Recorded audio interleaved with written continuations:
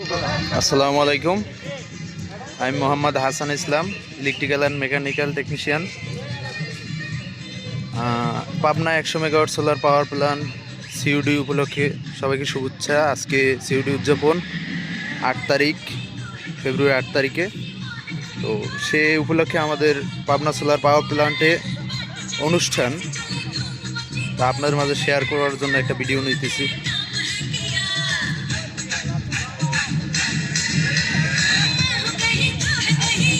যে আমরা আমাদের পাবনা সোলার পাওয়ার প্ল্যান্টের ফুল ম্যাপ।